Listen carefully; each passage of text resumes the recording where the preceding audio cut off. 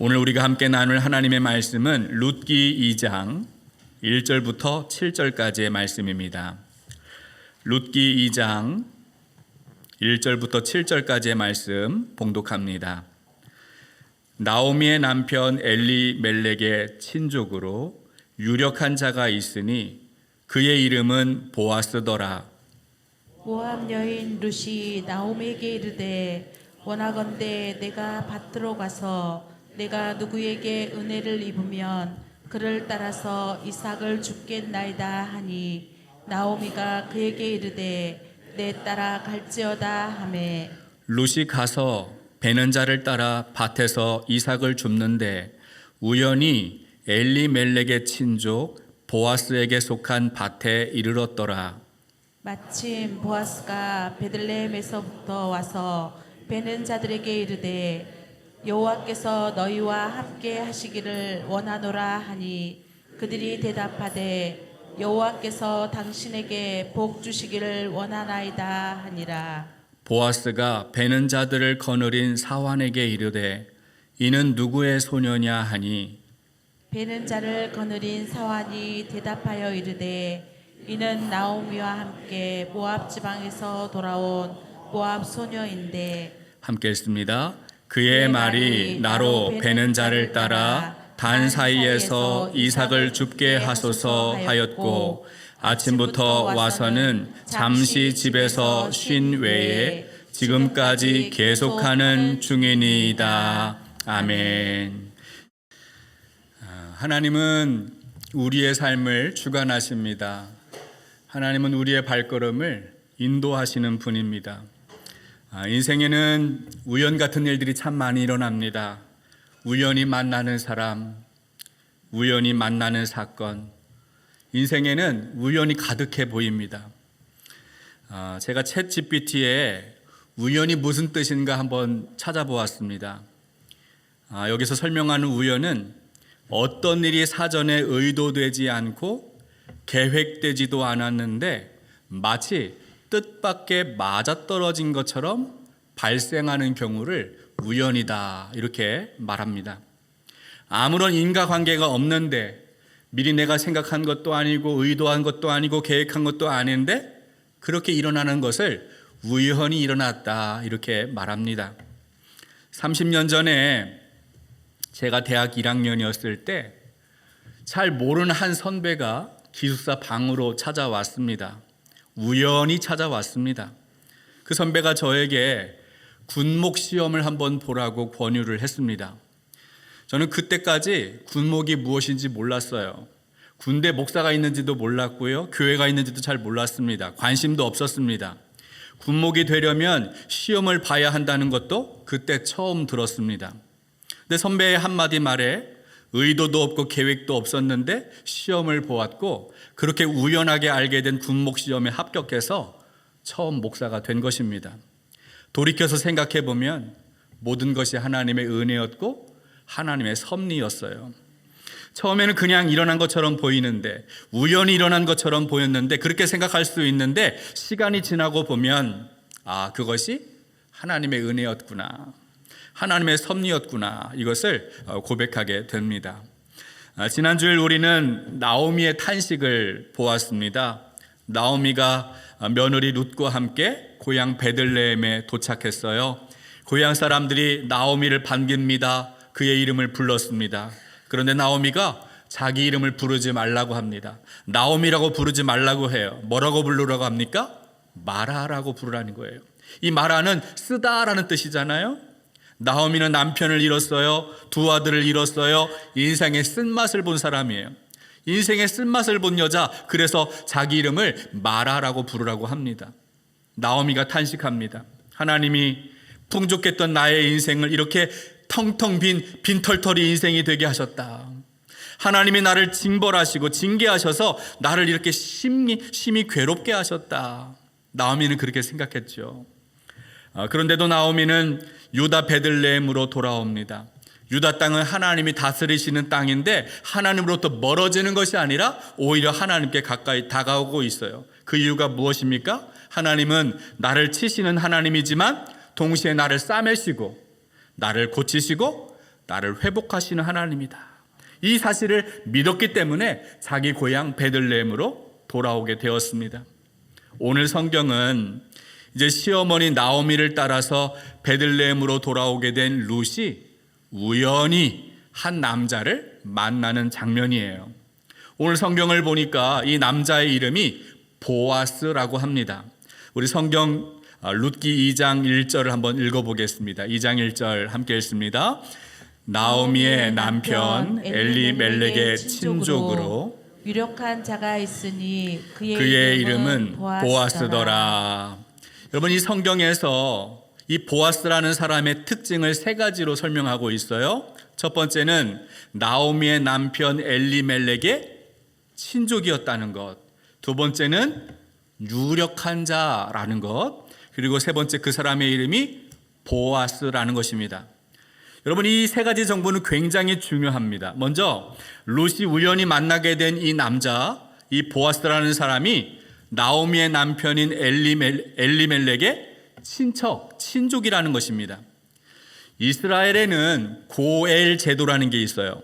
고엘은 되찾는 사람, 대신 갚아주는 친척, 구속자, 이런 뜻을 가지고 있는데, 살다 보면 어려운 일들이 많이 생기는데 가까운 이웃이, 가까운 친족이 어려움에 빠지게 되면 그 가족을 책임져주고 회복시켜주는 제도를 바로 고엘 제도라고 불렀어요. 레위기 25장을 보면 고엘의 역할이 나옵니다. 고엘 제도가 어떻게 사용되었는지를 보여주고 있는데 세 가지 특징이 있습니다. 첫 번째는 가난으로 인해서 땅을 팔면 고엘이 나타나서 그 땅을 다시 사서 그 친척에게, 땅을 판 사람에게 되돌려주는 사람이 있었어요. 또는 빚 때문에 스스로 종이 되는 경우에 고엘이 와서 몸값을 대신 지불해주고 그 사람을 자유인이 되도록 풀어주는 것, 그것이 바로 고엘이 하는 일입니다. 그리고 마지막 가장 중요한 것은 뭐냐면, 자식 없이 남편이 죽으면 가장 가까운 친족이 나타나서 그 과부와 결혼을 하고 후손을 남기도록 했어요. 이것이 바로 고엘이 하는 역할이에요.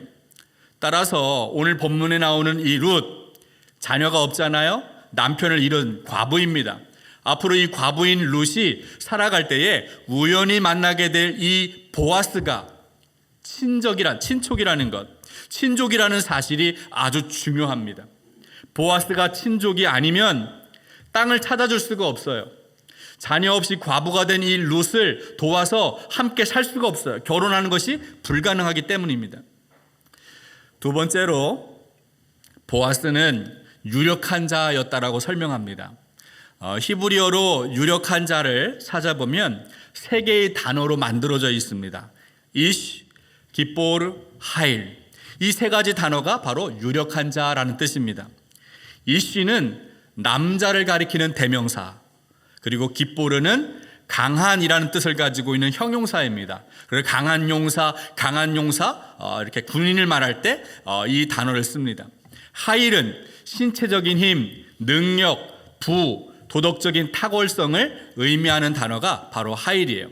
이 세 가지 단어를 종합하면 바로 성경이 말하고 있는 유력한 자, 재산을 많이 가지고 있는, 능력이 있는 상류층 지도급의 인사를 이렇게 유력한 자라고 표현하고 있습니다.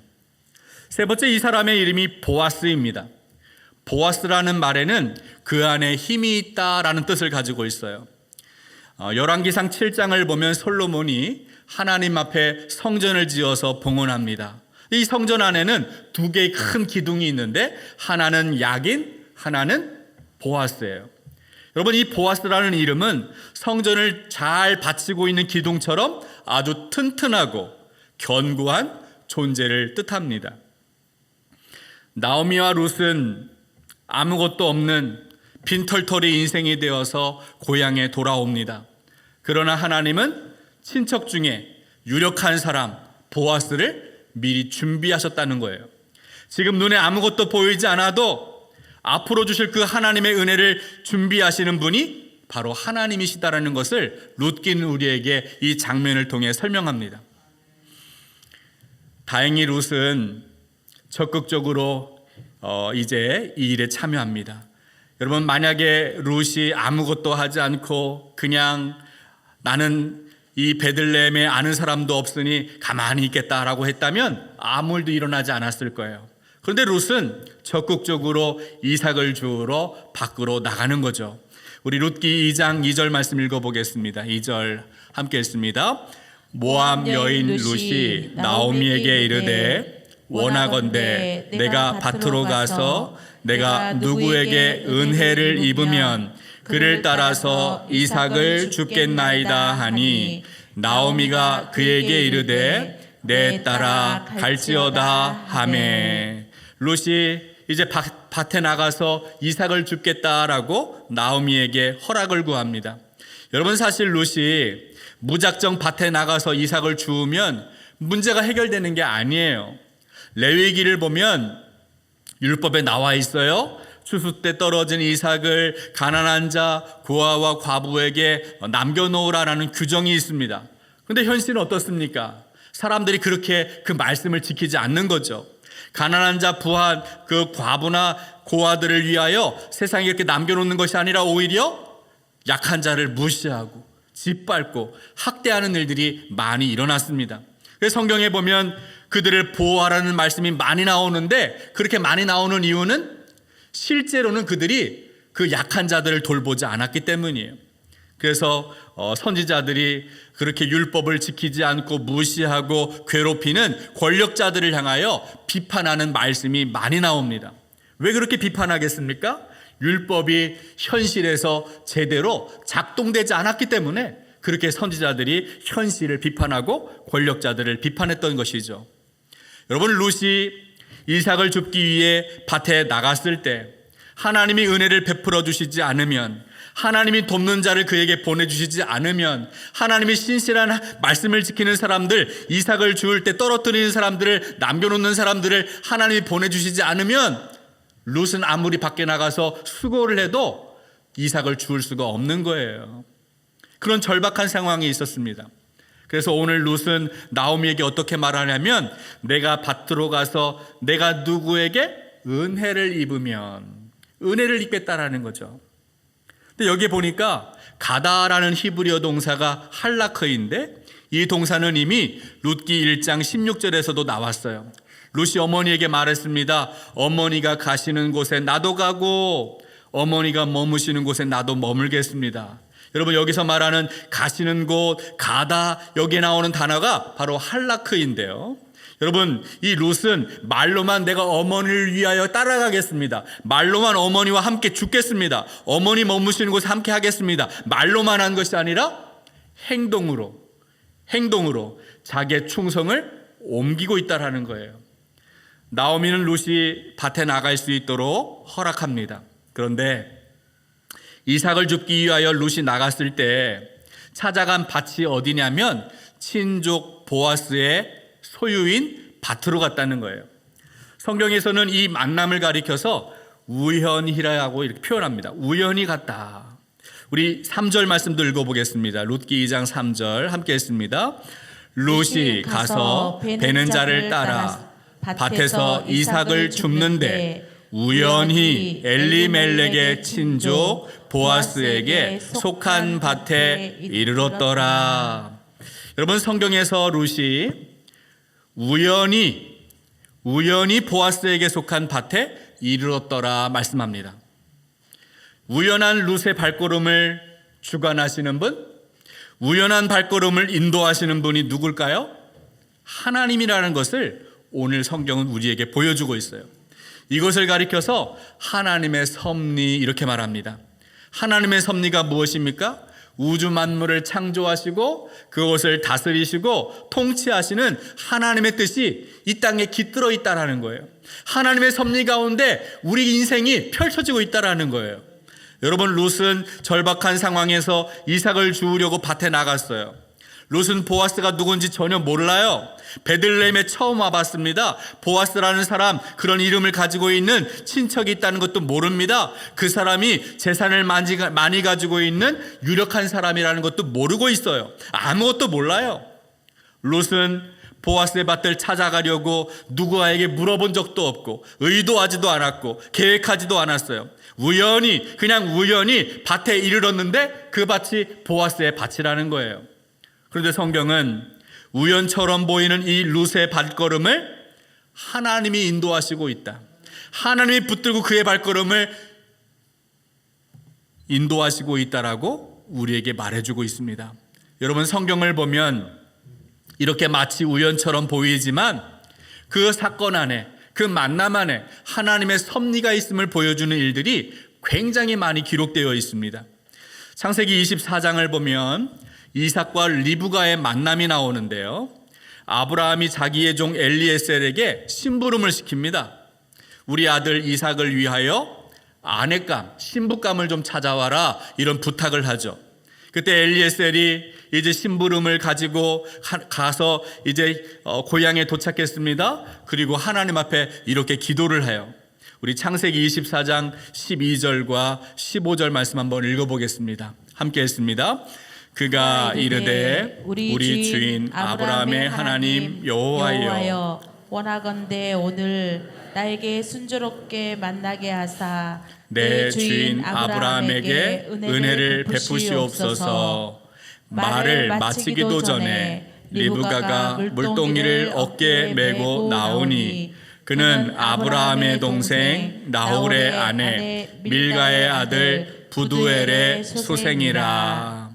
여러분, 하나님의 이 말씀을 보니까요, 아브라함의 종 엘리에셀이 하나님 앞에 기도합니다. 은혜를 구하는 거죠. 이삭을 위하여, 우리 주인의 아들 이삭을 위하여 아내를 만나는데 하나님 순조롭게 만날 수 있도록 도와주십시오. 은혜를 구하는 기도를 했다는 거예요. 그런데 어떻게 되었습니까? 그 기도가 끝나기도 전에, 마치기도 전에 리브가가 물동이를 어깨에 메고 짠 나타났다는 겁니다. 여러분, 겉으로 보면, 세상 사람들이 보면 우연처럼 보여요. 뭐 기도가 끝났고 그때 우연히 그 사람이 지나갔다, 이렇게 생각할 수 있죠. 여러분, 아브라함의 종이 리브가가 거기에 살고 있는지 알았을까요? 의도적으로 리브가를 만나려고 거기에 왔습니까? 그렇게 계획하고 거기에 찾아온 것이 아닙니다. 그냥 다만 하나님의 은혜를 구했고 그 기도가 마치기도 전에 이삭의 신부감이 나타났어요. 이것은 하나님의 응답이었고 하나님의 섭리였어요. 훗날 이삭이 이런 고백을 합니다. 모든 일을 순조롭게 하시는 분, 순조롭게 만나게 하시는 분은 나의 하나님이십니다. 그러니까 이런 만남과 이런 모든 사건 속에 하나님께서 순조롭게 일어나도록 행하시는 분이다라고 고백하고 있는 거죠. 사무엘상 6장을 보면 블레셋 군대가 이스라엘을 공격합니다. 그들이 전쟁에서 승리를 했어요. 블레셋 군대가 승리하니까 이제 여호와의 법궤를 이제 빼앗아 갑니다. 이 법궤를 가져다가 자기들이 숭배하는 신전 다곤 옆에다가 딱 보관해 놓았어요. 그런데 어떻게 되었습니까? 다음날 아침 일찍 일어났는데 그들이 숭배하던 그 다곤신 옆에, 법궤 앞에 그 신이 고꾸라져 있는 거예요. 얼굴은 땅바닥에 쳐박고 있고 머리와 두 손목은 끊어졌고 몸통만 덩그러니 남아 있었습니다. 그때부터 독한 종기의 재앙이 시작이 되었고 전염병으로 블레셋 사람들이 수없이 많이 죽게 됩니다. 그러자 블레셋 사람들이 이제 점술과 주술사들을 부릅니다. 그리고 법궤를 어떻게 처리해야 하는가 고민에 빠집니다. 그러자 이제 점술가들이 알려주었던 방법이 무엇이냐면 이 법궤, 여호와의 법궤는 거룩한 것이기 때문에 이스라엘에게 돌려주어야 한다, 이렇게 말을 합니다. 그들이 법궤를 돌려줄 때 새 수레를 만들었고 멍에를 메어보지 않은 암소 2마리를 가져다가 법궤를 실어서 이제 이스라엘 진영으로 올려보내는 일이 일어납니다. 우리 사무엘상 6장 8절과 9절의 말씀 읽어볼까요? 6장 8절 9절 함께 읽습니다. 여호와의 궤를 가져다가 수레에 싣고 속건제로 드릴 금으로 만든 물건들 상자에 담아 궤 곁에 두고 그것을 보내어 가게 하고 보고 있다가 만일 궤가 그 본 지역 길로 올라가서 벳세메스로 가면 이 큰 재앙은 그가 우리에게 내린 것이요 그렇지 아니하면 우리를 친 것이 그의 손이 아니요 우연히 당한 것인 줄 알리라 하니라. 여러분, 이 말씀을 보면 블레셋 사람들이 자신들이 당한 이 독종, 자신들이 당한 이 재앙이 하나님이 치신, 하나님의 손이 치신 심판인지 아니면 그냥 우연히 일어난 사건인지 궁금했다는 거예요.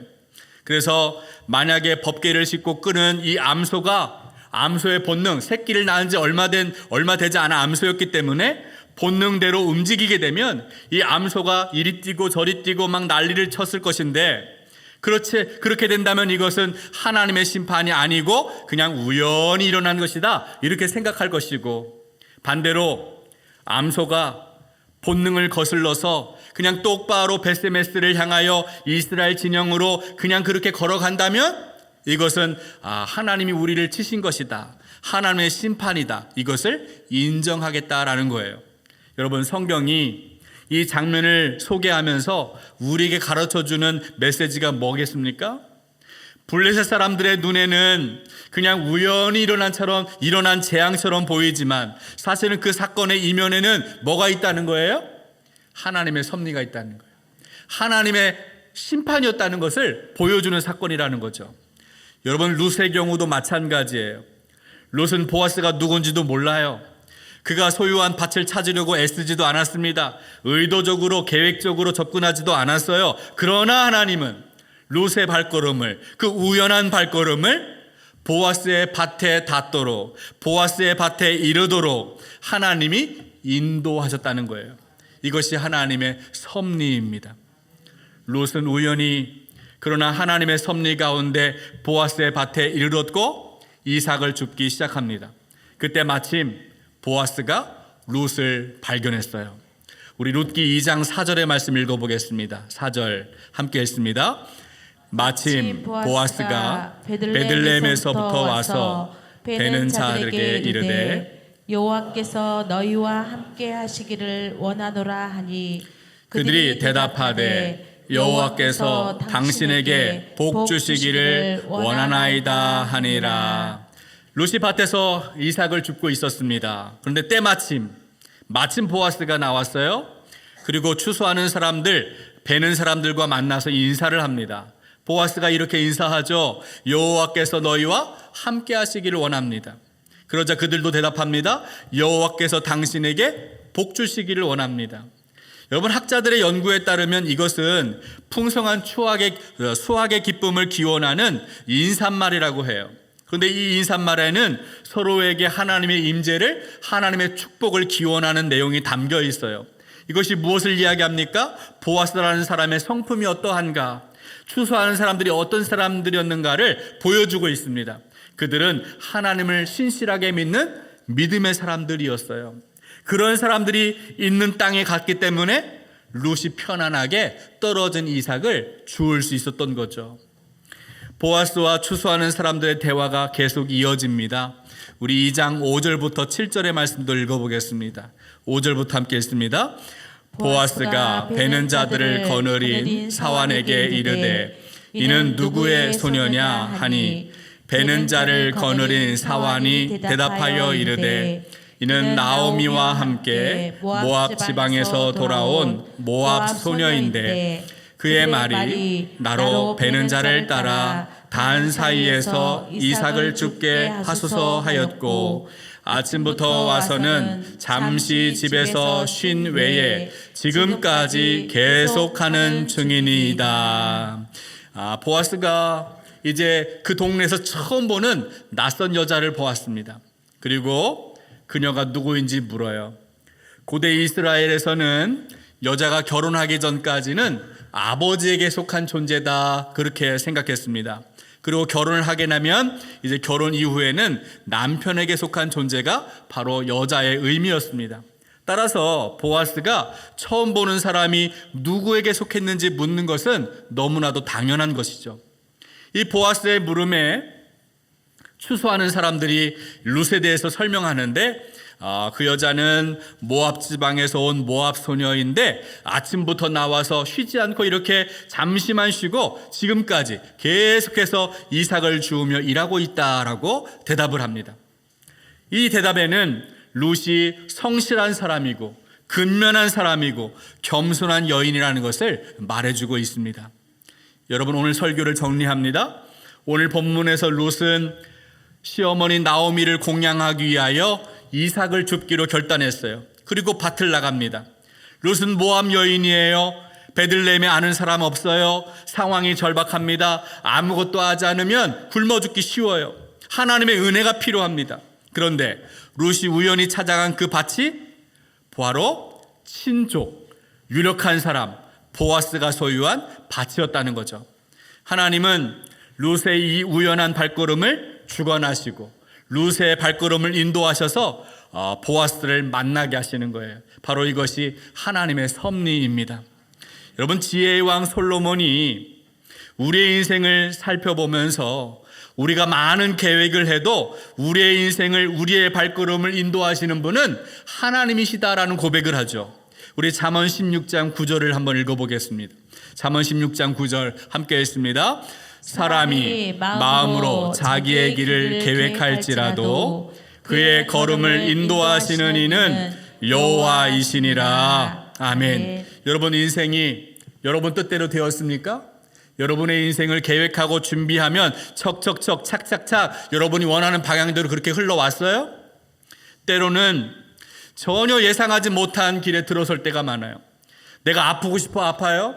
내가 잃어버리고 싶어 잃어요? 내가 만나고 싶어서 만나요? 그렇지 않아요. 그럼에도 그 수많은 우연 속에서 하나님이 나의 발걸음을 인도하셔서 하나님 만나게 하셨고 이 자리에 앉게 하셨잖아요. 구원의 은혜를 허락해 주셨잖아요. 여러분, 이것이 하나님의 은혜, 하나님의 섭리라는 거예요. 솔로몬이 어떻게 고백하냐면 잠언 3장 5절 6절의 말씀 읽어볼까요? 5절 6절 함께 읽습니다. 너는 마음을 다하여 여호와를 신뢰하고 내 명철을 의지하지 말라. 너는 범사의 그를 인정하라. 그리하면 내 길을 지도하시리라. 아멘. 어떻게 해야 한다고 합니까? 우리가 마음을 다하여 하나님 신뢰하고 범사에 하나님 계심을 인정할 때 하나님이 어떻게 한다고요? 우리가 가야 할 길을 인도하신다는 거예요. 우리가 나아갈 길을 지도하신다는 거예요. 사랑하는 여러분, 인생은 한 치 앞도 볼 수 없는 안개와 같아요. 우리가 어떤 인생을 살아갈지 어떻게 합니까? 우연한 발걸음을 주관하시는 분이 우리의 발걸음을 주관하시고 우리의 발걸음을 인도하시고 있음을 우리는 믿어야 합니다. 그분의 섭리를 인정해야 합니다. 나오미의 텅 빈 인생을 채우기 위해서 이삭을 주었던 모압 여인 룻처럼 우리가 하나님의 은혜를 구하고 믿음으로 한 걸음 한 걸음 발걸음을 옮기면 하나님은 우리의 작은 일상을 사용하시고 그 우연한 일들을 도구 삼으셔서 하나님의 구원의 은총 가운데 우리의 발걸음을 선하게 인도하신다는 것입니다. 지금은 앞에 아무것도 안 보여도 답답해도 시간이 지나고 돌이켜 생각하면 하나님 은혜였구나. 하나님의 섭리였구나. 이것을 깨닫게 되는 것이죠. 이런 은혜가 오늘 여러분의 인생에도 펼쳐지기를 주님의 이름으로 축복합니다. 하나님 아버지, 그때는 몰랐지만 시간이 지나고 뒤돌이켜 볼 때에 모든 것이 하나님의 은혜였음을 깨닫습니다. 모든 것을 잃어버린 나오미의 텅 빈 삶에 모압 여인 룻의 우연한 발걸음을 사용하셔서 은혜를 베푸시고 놀라운 일을 행하시는 하나님의 섭리를 말씀을 통하여 보았습니다. 비록 지금 우리 눈에 아무것도 보이지 않아도 신실하신 하나님을 신뢰하는 믿음 허락하여 주시고 우리의 발걸음을 인도하시는 주님의 뜻에 순종하는 복된 삶을 살아갈 수 있도록 은혜 베풀어 주옵소서. 이제는 우리 주 예수 그리스도의 크신 은혜와 하나님의 놀라우신 사랑과 성령의 감화감동 충만하신 역사가 우연한 발걸음조차도 선한 길로 인도하여 주시고 구원의 역사를 준비하시는 주님을 신뢰하며 살아가기로 다짐하고 결단하는 우리 중앙교회 모든 성도 위에 지금부터 영원토록 함께하여 주시기를 간절히 축원하옵나이다. 아멘.